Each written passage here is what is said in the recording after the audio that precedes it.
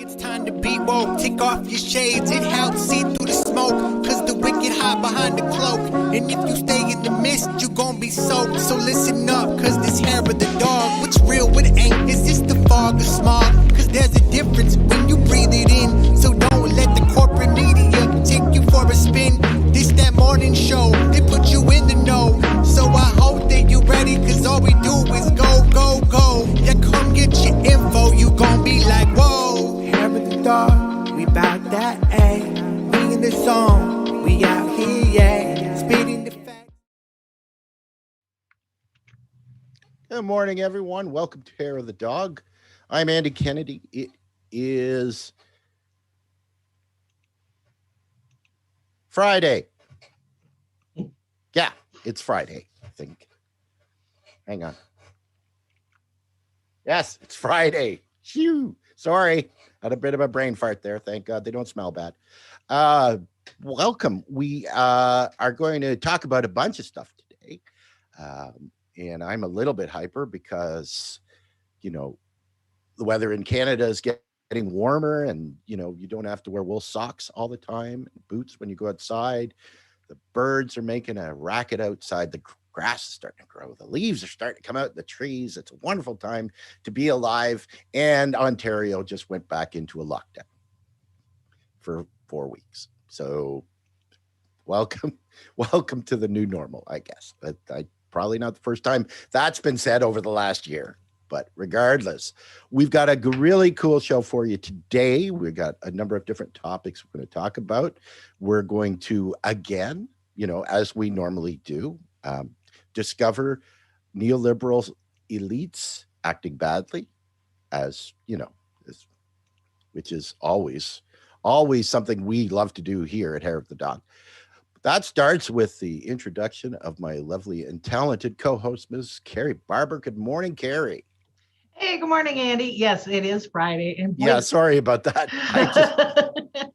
Well, it's funny because this whole week has felt so much longer than it actually is. And in some ways, there's still just not enough time. But time is irrelevant in the time of COVID. So. Well, we had a number of extraneous events this week that, you know, it's hard enough to remember what day it is anyways when you're really only allowed to leave the house for emergencies. You know, that we kind of in Canada, you know, the whole Easter Sunday / if you can get it Easter Monday thing adds an extra day to the weekend. And then, of course, my daughter's birthday was yesterday. My daughter Heather turned 22. Happy birthday, Heather. She is doing really well. She is working in a supervisory position, and this one place that's retailer that she started as a summer student last year, and they love her so much there they gave her a supervisory role, although they know she's not going to be there for a long time because she's only got one semester of a paramedic school to finish before she can go into that field. So they've actually told her, said, yeah, because you're a supervisor now, you don't get laid off. You come into work half the time and you still get your full pay. And I'm like, is my daughter becoming one of them? Nice. Right. Well, yes. Fuck the man and my daughter. I think. Right. She is the woman. I'm going to justify it by telling her that she's my plant on the inside. She's my spy. Right. Exactly. Keeping an eye on Big Brother. Well, okay. So as progressives, we want people to succeed, and it's early on in my career, I did a lot of leadership training because there was always that misconception that a good employee made a good manager, and that's not the case. The leadership skills are learned. You're not just a born leader. That whole phrase, that's ridiculous. Right. So I did a lot of training, particularly of executives, C-suite executives, to teach them how to be good leaders, because the whole concept is You can be the capitalist ogre in that role, or you can take the tact, and I forget who it was, Whitman, I think, the poet. I'm not sure. Somebody correct me, but rather than telling your sailors to build a boat, you do better by teaching them to yearn for the endless sea. And that's the difference between a capitalist ogre and a leader. And so maybe she will turn out to be a good leader. Give her the tools, and yeah, and if you are a true capitalist, I got to tell you, the data supports being a good leader and getting more productivity, effort, and creativity out of your teams by being a good leader. So real quick, good morning to Mike Toller. Sherry Wise joins us this morning. Good morning. If you are tuning in for the first time, hi, good morning. Welcome to Friday. And today we are live and interactive. We're going to go through a couple different topics. I've already posted the links. You should see those in the live video.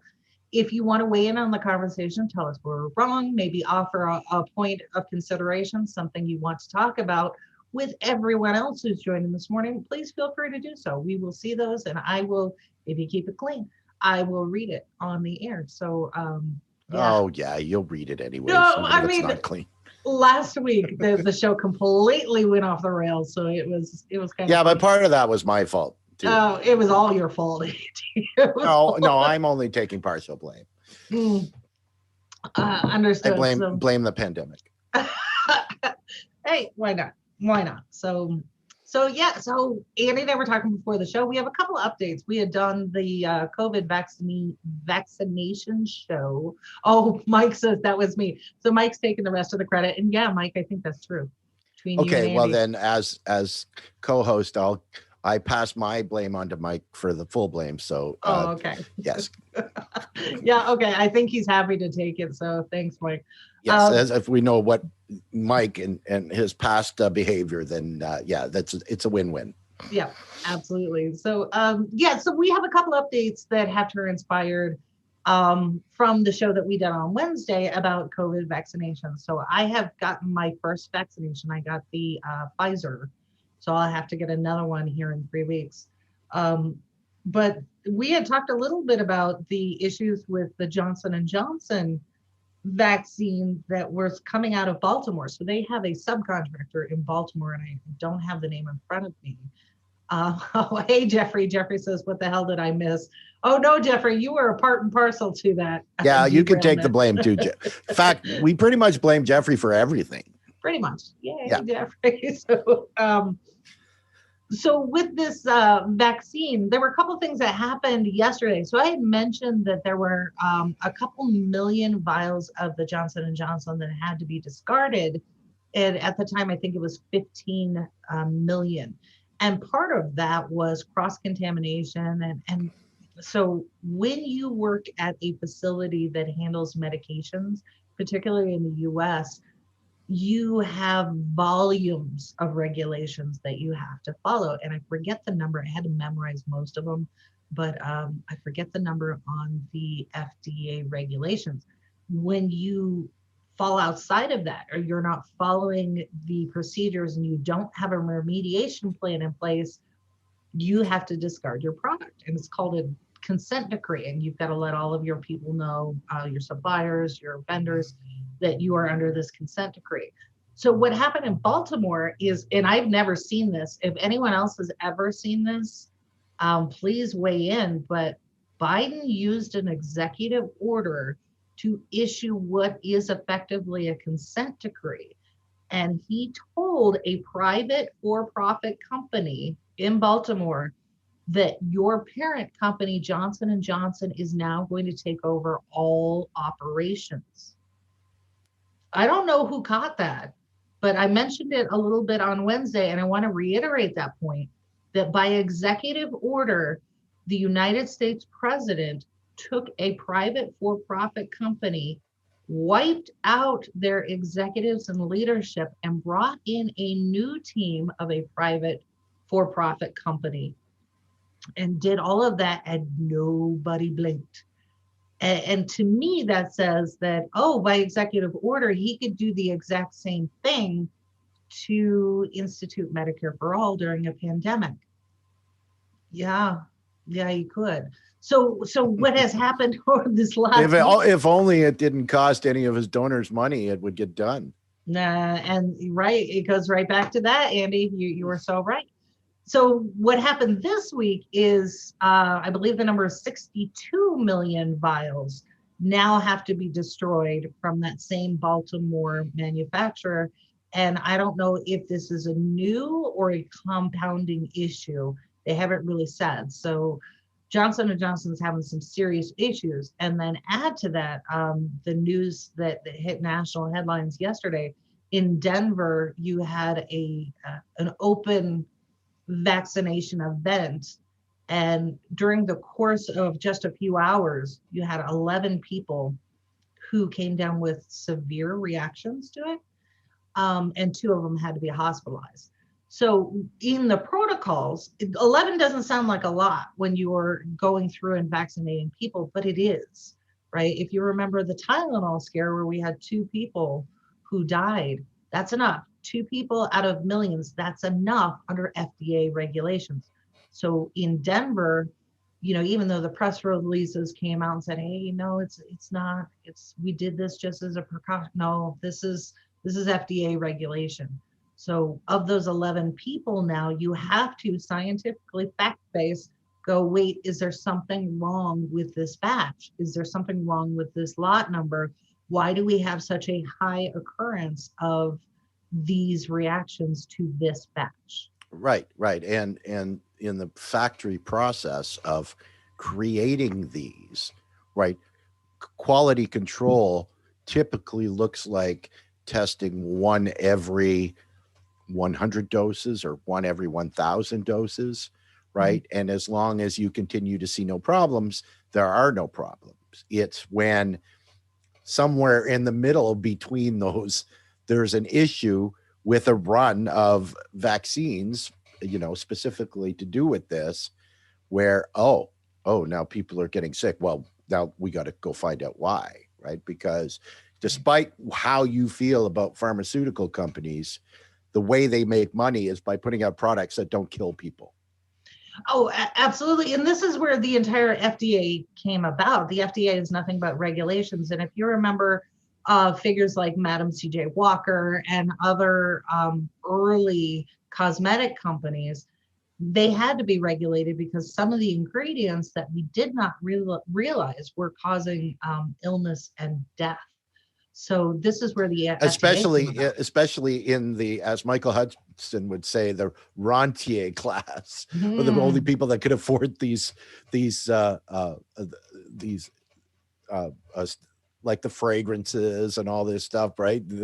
These rich people were dropping dead. Well, okay, sure, if you're going to use a carcinogen to make it and make it work, Absolutely. So my favorite example of all of this is in bread. Yeah, because bakers were getting more and more push from consumers that they wanted bigger, fluffier, whiter loaves. So they were actually putting in plaster into the bread loaves. And oh no, people were getting sick because of this. This is why the FDA exists. This is why we have regulation. This is care of your people. Yes, because if we've seen anything, if capitalists are allowed to behave badly, they usually will. That's exactly right. Exactly. Speaking of capitalists behaving badly, that's kind of the topic for our show. So excellent segue, Andy. What a segue. Beautiful. Okay, let's go. Yeah. Oh, real quick. Mike has ruined that segue, but he brings up a good point. Oh. He posted a link. He said, reminder that the 2005 Public Readiness and Emergency Preparedness Act prevents drug manufacturers from being sued over side effects from vaccines when used during a public health emergency. Exactly right. Not only are you subjected to the effects that you may have, but you get to pay those medical bills too, and good luck to you. So yes, but let's also remember that if there's an issue, right, with something that Johnson & Johnson has made, despite the legalities and all of that stuff, there's still the court of public opinion, right? Because it's certainly not Johnson Johnson's only product. And if you equate death and destruction from one product, it's a good possibility that you could do it from others as well, right? Right. And ultimately, the question is, what do you expect from a company that was named after two penises? And there it goes, right off the rails. Okay, so let's reel it back in. Okay, there's your entrance mic. Yeah, exactly. So, all right, let's get into this. And I want to, first off, I want to give a shout out and kudos, because I know I tend to go towards the negative. That's easy. But I want to give a shout out and kudos to my adopted state. They are progressive as fuck. Oh my goodness.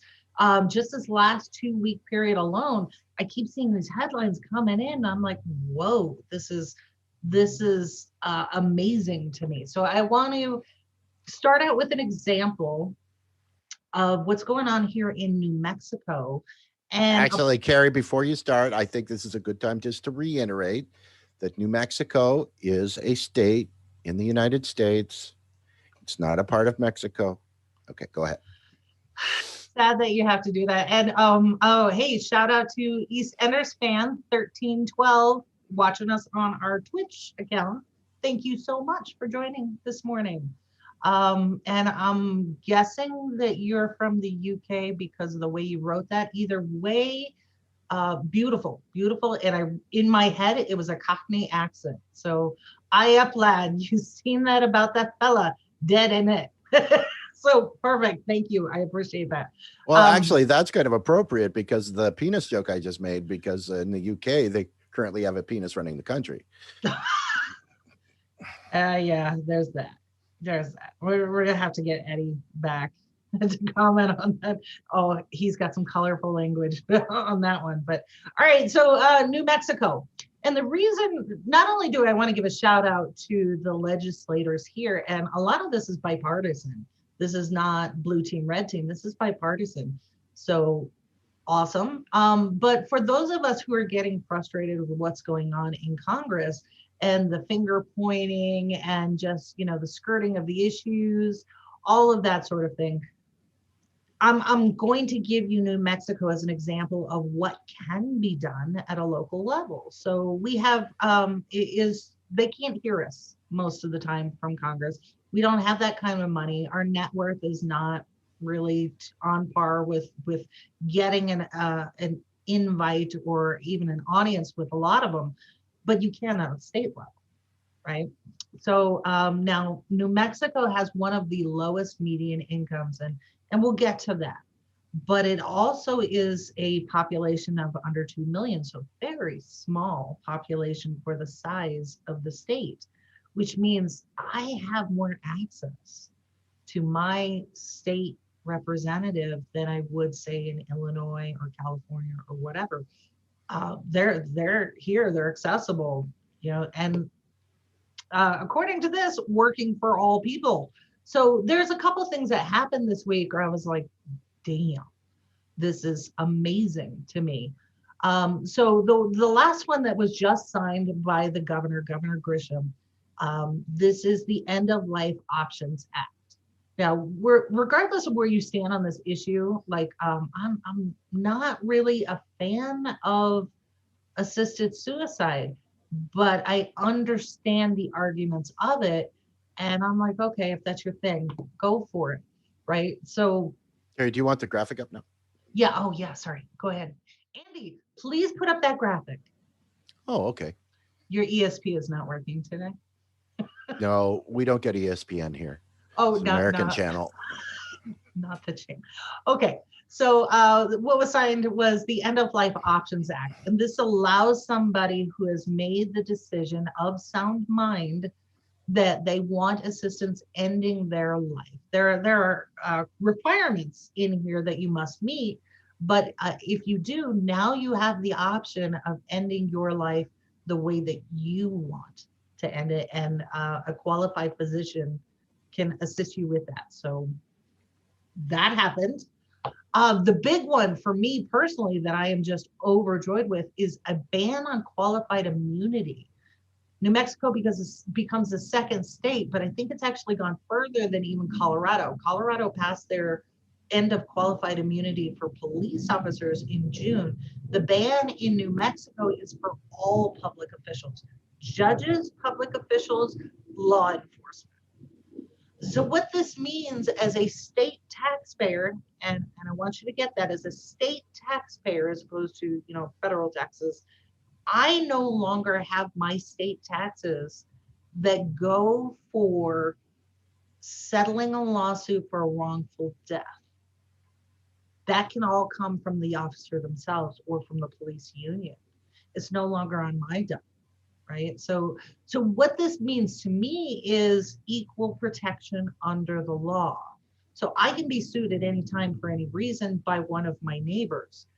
If I do something wrong and I injure somebody, property or person, I can be sued. Now, if you are an elected official, or if you're a judge, or if you're a police officer, and you engage in criminal activity in the course of your job, you can be sued. There it is. So, and that's huge, right? Because when we talk about, why, especially with what's going on right now in the trial of the murder of George Floyd and the Black Lives Matter movement and defund the police, that's a huge part now that weighs into, well, do the police get a free pass every time they do something wrong? Because ultimately, right, most of the decisions are made based on greed. And if it's going to cost somebody money, then it might now have a different outcome, right? And that's how do you combat capitalists? You hit them in the wallet, right?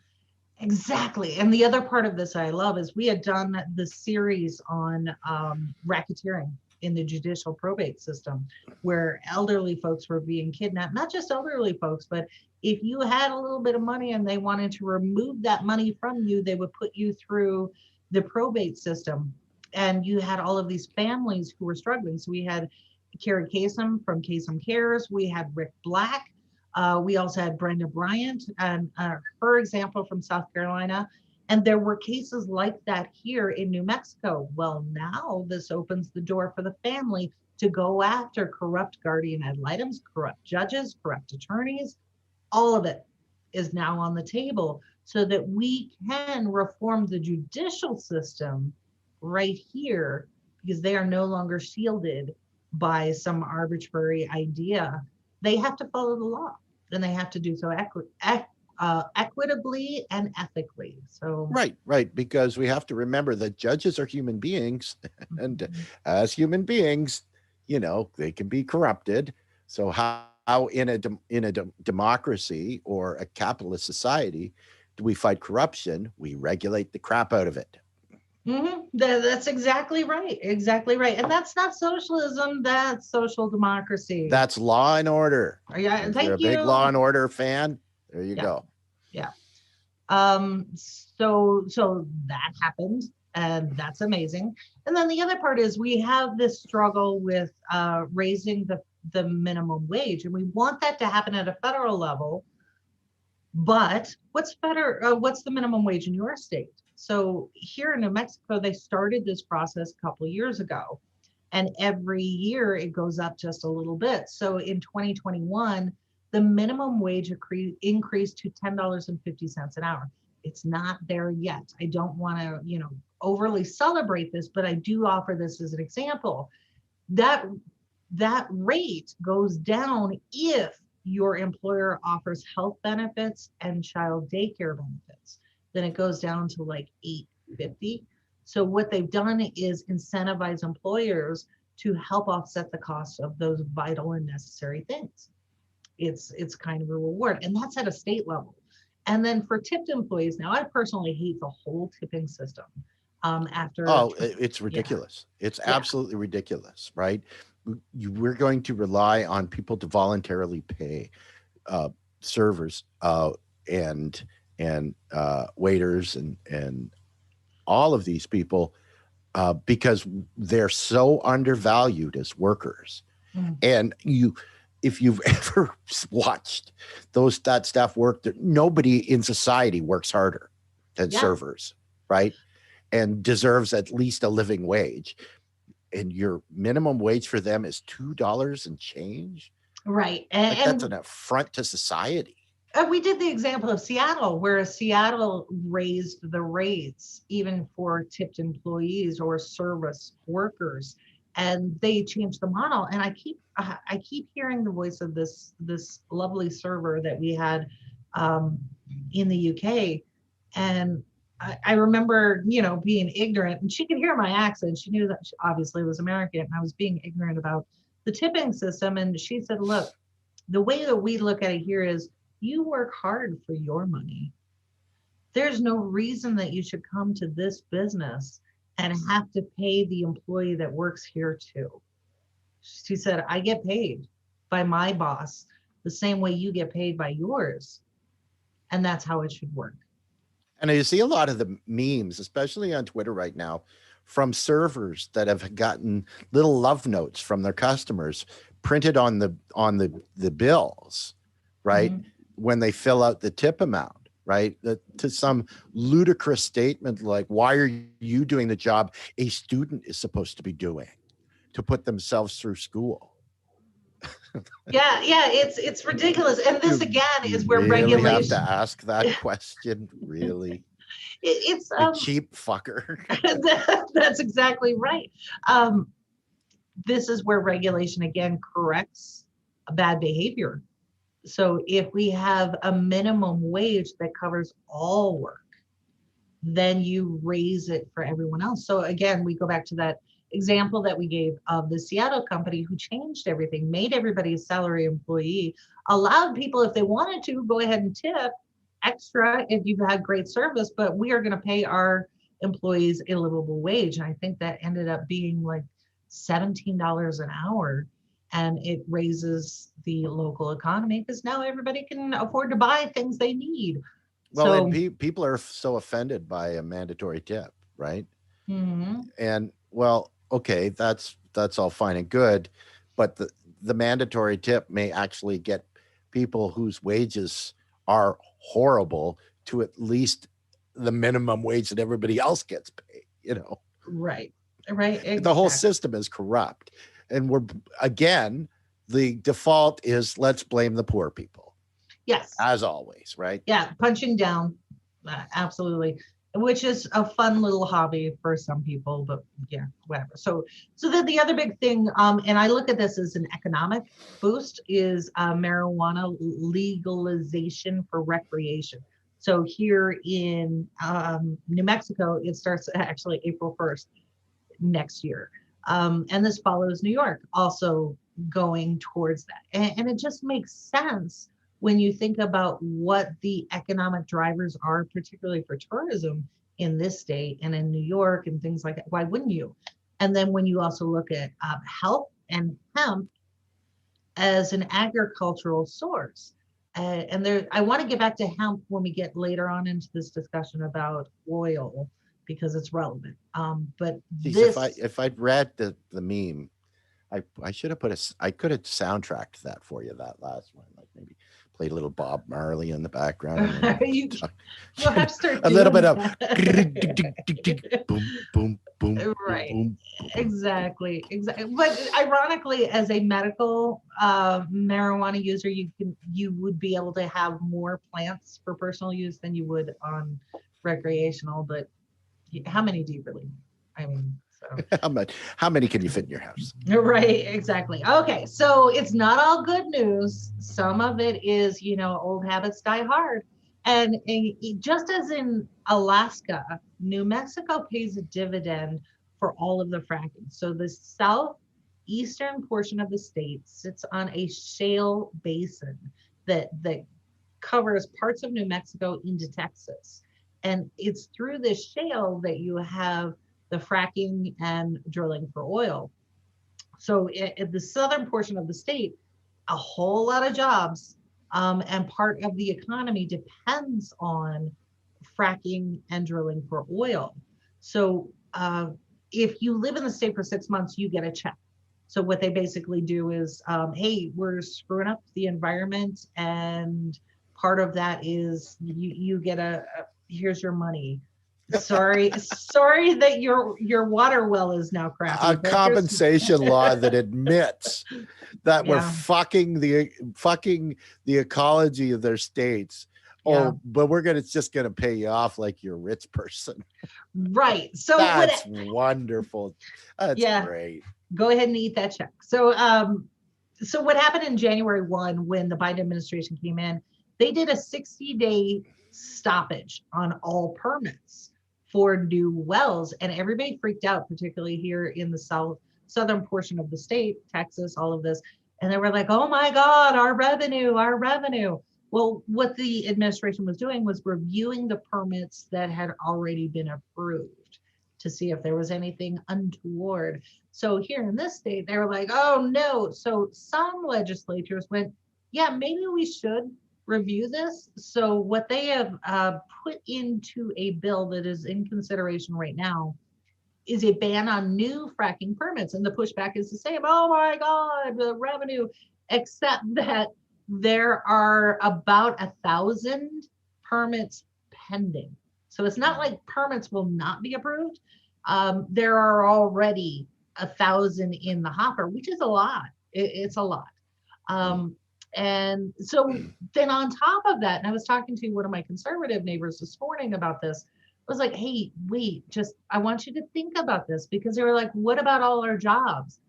What about the industry? Because the news had come out this morning that here in Albuquerque, we have our first billionaire tied to solar. So on one hand, progressives are going, eat the rich, whatever. But on the other hand, wait, isn't that a conservative idol now? Because here's somebody in solar. They've been telling us for years, you cannot make money in solar. Well, wait a second. Yes, you can. And this guy lives right here in Albuquerque, and he's running a thriving business. So to my conservative neighbor, I'm like, okay, let's all take a deep breath. We did this before when we went from kerosene to petroleum. Now we're going petroleum to more sustainable options, not just solar, but a number of them. And rather than be like West Virginia, where we keep lying to people and keep telling them that coal is coming back, don't worry about it, stay right where you are. As what if we take these good, hardworking people with awesome skills and get them trained up so that we can lead the country here in New Mexico? And what a concept in telling every single state that take all of your people that worked in the fossil fuel industry, and now we'll train them up and give them a job, and we're going to do resources that don't destroy the planet, right? We're going to energy sources like wind and solar and wave technology, because those things exist in every state. Yeah, well, in abundance here in New Mexico, we get 300 days out of the year of sunshine. 300. We can kick everybody's ass when it comes to solar and selling it back and helping rebuild the grid. Yeah, we got it. We got it here, and we are going to take care of Montana and Illinois and New York and Pennsylvania. Leave it to us, and we will lead the country. And we can do it, because the other thing that I pointed out to him was this little tidbit at the bottom here. As a state, we just paid $24 million to cap abandoned fracking wells. If you leave those wells open, then you have all of this toxic air and all of this chemicals that leach into the ground. So you've got to cap it. And we had to spend 24 million of our duckies to get it done, because those companies are not paying the bill. And then further, if we ever want to use that land or repurpose it for something else or make it a park or whatever, now we've got to spend another 34 million to recapture that and make it safe. It's considered a brownfield, so we must do some remediation activity in order to get that back. And I'm like, that comes from our pockets, because those companies are gone. Those CEOs are sitting on a yacht somewhere. And it's a great, and it's so fun that it's super fun. It is a super fun. It is a super fun. Okay, so what is this? I'm going to the comments now. Okay, so Mike says you don't get ESPN, but you do get Hockey Night in Canada, and that's arguably much better. So, Yes, but you got to be careful that while you're holding your cup of syrup, that you don't jump up when a goal scored and you spill everywhere. well, that's always a hazard. That's always a hazard. And then Sherry says wait staff also have to share tips with the other staff. That's true. The back end workers, a kitchen staff, clearing staff, things like that. So yeah, that's, oh boy, yeah, it's such a ridiculous way of doing things. And then she said the VA started decriminalizing. Wait. Oh, Virginia started decriminalizing July 1. So kudos to Virginia. And then Seven jumped in and he said, what could be the alternative for old dyed-in-the-wool oil workers for 30 plus years in? They're the least likely to want to change from experience. Well, to that, I would say, give them a shot. Maybe they will change. Well, exactly. Right. And the part of the legislation that's currently being introduced in the jobs guarantee, right? And if you're not sure what that is, please go back and check out the show we did with Professor Kaboub of Denison University, where we talked extensively about the job guarantee, where we talk about when some of these jobs disappear, that this also involves a just transition for those workers, right? That there is a base salary with base benefits for people in the United States. But we also understand that people that make certainly quite a bit more than what the federal job guarantee's basic guarantee is should transition in a higher rate of pay, right? And that's all part of it. So, I mean, whether you're in, and I think that, and it's certainly not true for everybody, but, you know, especially being in the coal industry and how detrimental it is to your health, right? Not just for the reasons of black lung, but because of the fact that you're in a really deep hole and you could die from a, you know, from a cave in, right? That they take those people out of those positions, you know, give them some real air to breathe and take them away from the scariness of it. And part of a just transition is the training as well, right? So that's, we get people out of holes in the ground, we put them to work in fields making renewable energy sources, and we not only do we make people whole, we employ them, we guarantee that employment, but we have a chance at saving the planet too. I think that's a pretty good thing. It absolutely is. And the whole logic behind, you've got the two mindsets here, that a hardworking American, where we are some of the most productive, industrious workers in the world, as evidenced by data, this is not American exceptionalism. Are you telling me that the same people who put a rover on Mars, the same people who work out in the hot sun tending oil rigs or out in the desert into pumping stations, cannot also take those skills and work on biofuels and solar fields? And oh, by the way, we have this thing called this huge array here. They can't work on those things, really? So what are we saying? So that on one hand, we're only good at the thing that we've been trained in today, and we can't possibly train our people in other work that is going to be sustainable. And the argument for sustainable is not just in health benefits. This is what I want to talk about now, because I learned a lot in doing some research for this, and I want to share this with you. So Andy, this is the next graphic. We are under the impression, being told over and over again, that oil and gas is a solid market, that it's always going to be good. And it just had a minor downturn during the pandemic. And all of that is absolute bullshit. It is not true. In fact, this is an industry that has been propped up by federal dollars for over a decade. Over a decade. So think about what happened over the last 10 years. all the wars that we have been in, all the people who died because we were trying to protect the pathways through the Suez Canal and all of these other areas for the exportation of oil. All that we went through with Venezuela, because they are one of the chief countries that imports their oil to us. Everything that we went through with DAPL and Standing Rock and all of that to protect oil. And yet this is an industry, this is US wide here, this graphic, both of these graphics that show that these companies are hemorrhaging finances, and their own publications and their own data is actually showing this, and they know it. They have known it for over a decade while they're telling us this is the only path forward. And they're telling their own employees that if you don't get the help that you need right now and you don't help oil and gas, then and it was all bullshit, all of it. Right. So this is North American fracking focused oil and gas companies that have reported 2.1 billion in negative free cash flow. It means they don't have money. They don't have money for investments or to even give to their employees. They don't have R&D. They don't have any of that. They are in debt. And that has been going on since 2019 pre-pandemic. Over the decade, these companies reported negative free cash flow every year, totaling 189 billion. They're still in business. I want you to think about this.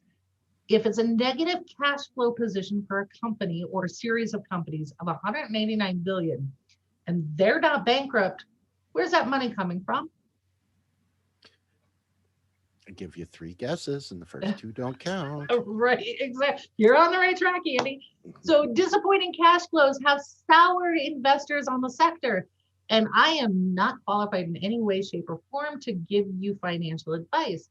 But if you just go on and look at the performance of some of these companies, don't put your duckies there. So if the own financial sector, if these wealthy investors are looking at this and saying, yeah, this is not a sustainable market, then why would you as an employee bank your family on it and bank your future on it? Wouldn't you rather hedge your bets, cut your losses, and start looking for a job in another industry? Because you've got some seriously good skills. Why wouldn't you? Right? So Right. Exactly.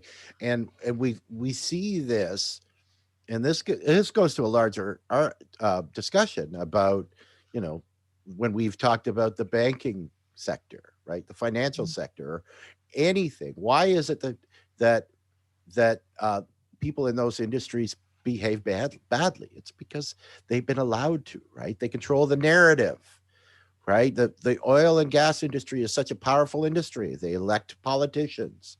mm-hmm. And it's funny that it's been said that the greatest prank that neoliberalism has been able to perpetrate on society is to say that the reason that things are so bad is not because of us, it's because of the government, right? And then you have an entire sect of libertarian viewpoints that say, well, we need less government because they're the problem, right? You've convinced people that it's government, where in fact, for the banking industry to do what they do, and the fossil fuel industry and the pharmaceutical industry, for them to do what they do requires a strong government to backstop them. Why do people think that oil and gas is a strong industry? Is because it's being backstopped by the federal government. The same with the banking industry. The 2008 financial crisis. Why did those banks survive? Because of the backing of a strong federal government. We see this over and over again, but people have completely skewed ideas of why things occur the way they do, and that it's all government's fault. And that's extremely telling, and the thing that most people just don't get. Oh, and your example ties in really nicely with a misconception that Seven just posted. Seven says, unfortunately, that hasn't happened with coal workers in Virginia. They're just unemployed now. And to your point, Andy, here's what happened. It's a common misconception that we just left those people hanging. And this happened under the Bush administration and then the Obama administration and continues now. There are federal dollars and job retraining programs and investments that have been made in West Virginia to get those people building wind and not so much solar, a little bit solar, but like wind turbines. Because it's West Virginia. They have a lot of wind. And oh, by the way, they have mountains there. And not just from their politicians. Right. So what has happened is, to your point, Andy, you have all of these people, particularly what's his face in that coal mine who was killing people, telling them that no, government's a problem, I will take care of you, government's a problem. So people are listening to that and not taking advantage of those programs. Are literally just sitting there and still limping along, trying to get started, because we are believing the rhetoric of oligarchs and not taking advantage of the programs that have been set up by their own people. And who was the very nice woman who was running against Manchin? Paula Jean? Yes, Paula Jean. She actually talked about a lot of that during her campaign. And because she's got lots of family who were reticent because the people that they trust had been telling them X, Y, and Z, and she knew it wasn't true. And it happened under, like I said, Bush, Republican, Obama, Democrat, and yet the people around them are like, I don't know, I don't trust the government, but it's a local program. So who is the government? Well, and it's messaging, right? Right. And we still have a vast majority of the population, and it's definitely a generational thing. I'm not stereotyping, but it certainly skews that way. And the perfect example of that in the state of Florida, that poll before the primary, right, asking who's better, who do you consider more progressive on the health industry, Biden or Bernie, right? And you had a open mouth gape look from progressives everywhere when those overwhelmingly came out Biden. Oh, right. Yeah. Perfect example of messaging. So, right? Oh, I'm sorry. No, I was just going to say, we in the in the previous decade, when the advent of solar, the solar industry and the wind industry were starting to come online in places where around the world where solar farms and wind farms were being built, right? Mm-hmm. Most of the pushback on that were these studies that were coming out and how they were so detrimental to the local economy and society. And when you did a deeper dive in it, you looked at not who did the actual studies, but the people who funded them. Overwhelmingly, the oil and gas industry. Yeah, exactly. So this is from a report, a New Mexico political report. It's supposed to be bipartisan, but they're actually talking about the oil and gas industry under the CARES Act. Here was another thing I didn't know. Do as we say, not as we do. But during the COVID pandemic, this report says that a large portion of the CARES Act actually went to the Federal Reserve, who purchased oil and gas bonds from 19 of the nation's producers. And I want you to understand that. That includes 5 producers that operate here in New Mexico, despite the sector's poor market performance. So Andy and I have talked at length about the trillions that was given to Wall Street. I missed this. I know I missed it. I've never seen it on corporate media. The CARES Act, which was signed into law in March, the report says, allocated $450 billion in taxpayer money. Yeah. To the I know. We know the truth, but continue. Okay, $450 billion to the Treasury to be used to absorb any future losses from the Fed's bonds purchases. Pago? Right. Right. So nobody blamed while we were bailing out their debt. So when I talked about, they had this massive debt and then it got worse under the pandemic. Oh, no problem. We will buy that debt off you. We bought that debt. So isn't that essentially us nationalizing? We're all okay with this. This is fine. But we only nationalized, privatized their debt. That was it. Yeah, yeah. They go into the lounge at the Federal Reserve and dig through the cushions of the couch in the lobby and somehow find trillions of dollars. Nobody ever asks. Yeah, exactly. So here, if you haven't already gotten the point to all of this, if you are in oil and gas as a employment, if this is something that you see that's going to last forever, you don't know your country's own history, and you probably need to take a very hard look about why you're dug in, because none of these CEOs are bailing you out. That doesn't really bail us out. So maybe this is a good time to sit down and think about, what do you want to be when you grow up? Maybe you want to do something different. If you grow up. Well, there's that. So, so that last piece here, Biden's infrastructure plan. So I want to transition a little bit to that, because here we have this new proposed package, which all of the language is not available yet. So we have to go by what they say. Maybe it will be written this way. Well, and Biden's he stutters a lot, so it's hard something takes a while to translate. So this is what I want to give you as an example of spending that is being proposed in contrast. This is not all of the infrastructure plan. I just pulled out the transportation.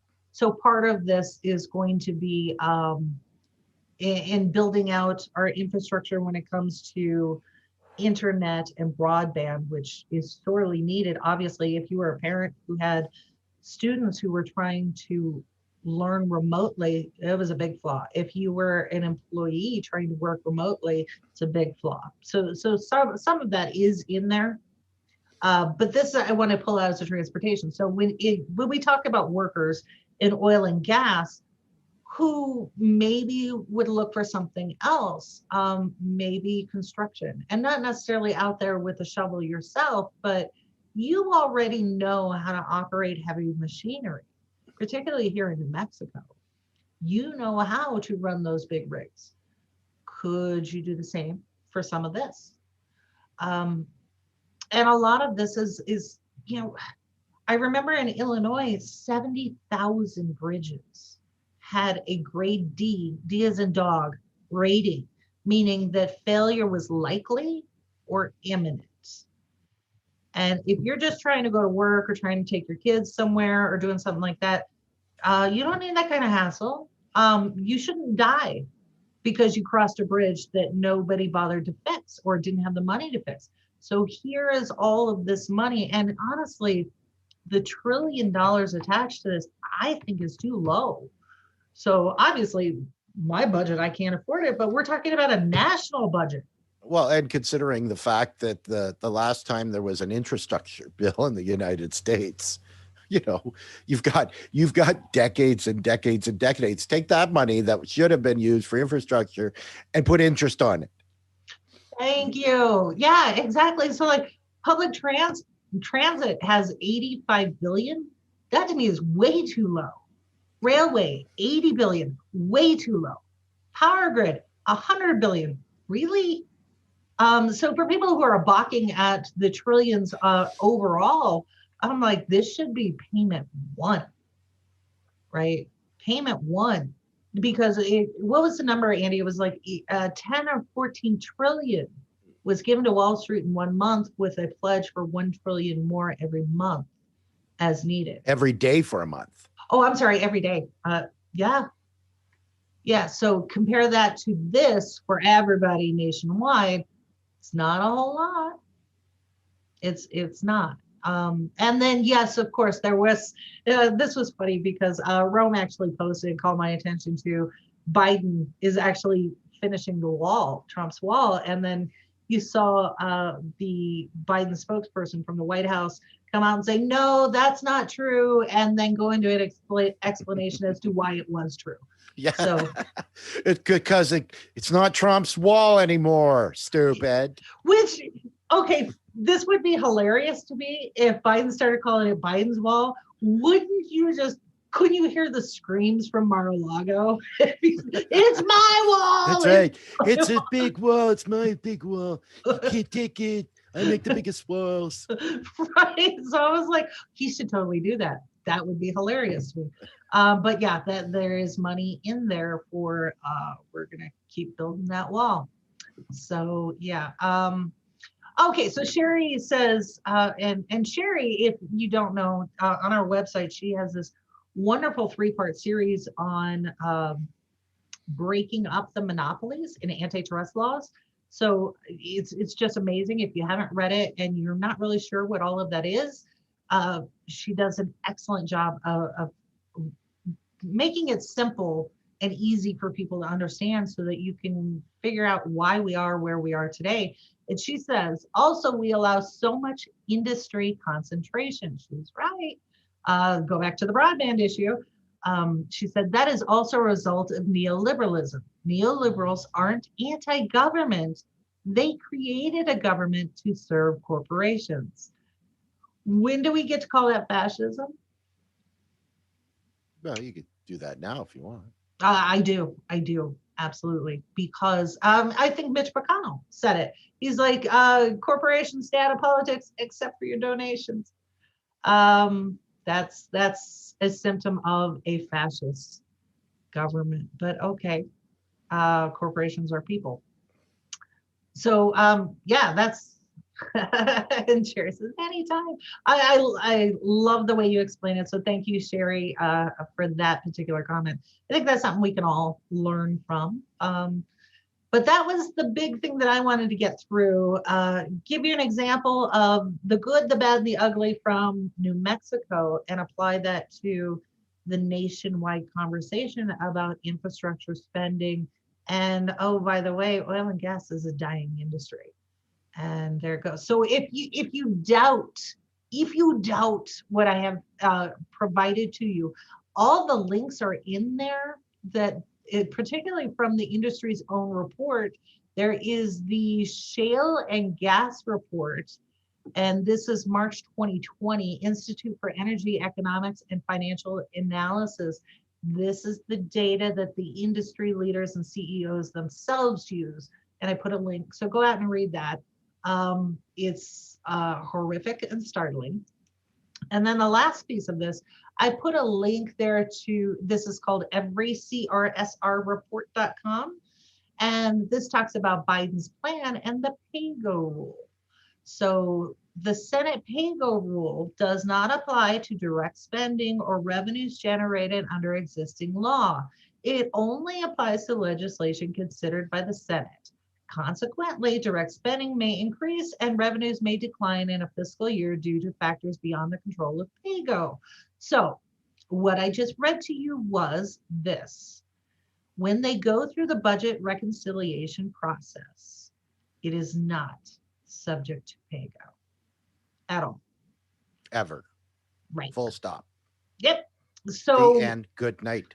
Right. So my apologies to any politician, regardless of who they are, whether you're squad or not, who tries to invoke pay-go under the reconciliation plan that is now moving forward again. Like, when the hell did a parliamentarian become the most powerful person on the planet? Right? Exactly. They are issuing guidelines that are not binding, but suddenly we went, oh my God, the parliamentarian. It reminds me of Wizard of Oz, where the parliamentarian becomes Oz, and we all go, Oz has spoken. But okay, so do the reconciliation again. I don't know where this person came up with that you can do it twice. Well, if you can do it twice, can you do it 3 times? Can you do it 4 times? Do you do it 5 times? And what is the cap on you can only do 3 pieces of changes within each reconciliation? Where did that shit come from? Because I am looking for it and I can't find it. And I'm pretty good with the Google food, particularly on House and Senate rules. And I've yet to see any news source point to the rule. So where's it coming from? So just keep in mind, PAYGO is not a thing with this next budget reconciliation. And oh, by the way, Biden has already done his executive order for consent decree on a health organization. He can do it again, Medicare for all tomorrow for everyone. So, Yep. So that's all I got, Andy. What you got? Well, I just wanted to talk quickly, briefly, and this is kind of along the same lines, the incident that I saw yesterday on Twitter with my friend Savage Joy, who is a live streamer, and she's talked to, I think she's had well over 200 interviews with people like AOC and Nina Turner, and so she's very well known on the progressive side of the ledger, and she's in, of course, the camp of holding our politicians responsible and calling them out if they're not doing what we think they should be doing. Right? The whole force the vote issue that was initiated by Jimmy Dore, and whether you agree with that or do agree with it or don't agree with it, right? It's an opinion, right? Remember, the way government is actually supposed to work is that you elect a representative of the people. The representative listens to the voice of the people and goes to Washington and is reflective of that voice, right? Politics in the United States is the complete opposite of that right now, right? There is no listening to people. There is only listening to corporations. And even if you think that you are a politician that knows what people want, it's not your interpretation of it, right? It's the actual voice of the people. So it's your job as a citizen to call out the politicians that are your representatives if you don't think they're representing you properly. That's a democracy. Okay. So this whole attack on Savage Joy from AOC apologists who think that she can't do anything wrong was absolutely horrible toxicity on Twitter that amplifies toxicity. And that's completely cancel culture and totally against it. And I can't believe that I saw that, especially with someone who, whether you agree with her or not, has dedicated the last 5 years to trying to effect change in our movement.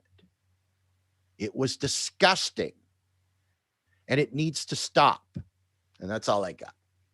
Thank you, Andy. I did post a link to her Twitter account. I missed all of this, so I'll go back and look at it. But it's one of those things that we see quite often, where whatever the trending thing is. Like, I have long seen, like, in my marketing communication background, you couldn't make fun of all of these people in ads except white men. And that became, oh, that's acceptable. So everybody piled onto it. And the foil in every one of these commercials, humor or otherwise, was a white man. I'm like, I'm not down with that. Because no one should be made the butt of any joke. That to me is not funny, right? So maybe there's a better way. Maybe you could do the white hat marketing instead of going to the negative. Always take the high road, right? Well, that's the point, right? Like, I mean, if you have a different opinion of someone, then you can have a debate with that person in a civilized way. Right. But these attacks, punching sideways in our society, when the the people at the top are the ones that are responsible for everything that is bad in the United States, and the vitriol spewed by the American propaganda machine, right? We have to come to an understanding that we have more alike than we have different, and to stop attacking one another just because we have a difference of opinion. Well, and this is the thing that boggles the mind, right? None of these tactics are new. These go back thousands of years, where we try to subvert one group that I'm not a part of, or maybe that's not my opinion. Like, the snake emojis under Warren, not cool, but it was a way for people to express their issue with the policy, right? So if you disagree with something that Savage Joy says, call her out on it, fine.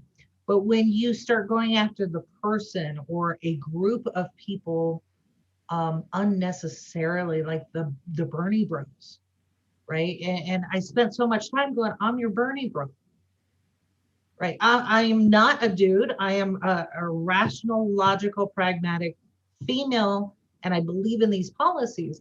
But yet they were trying to do this blanket condemnation of a group. And that is an old school tactic that we keep falling for over and over and over again. If it's not part of my tribe, I don't give a shit about it, right? And that's not okay.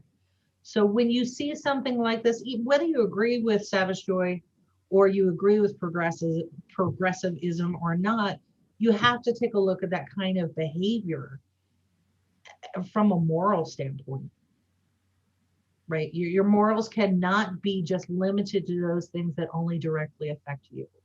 If they are,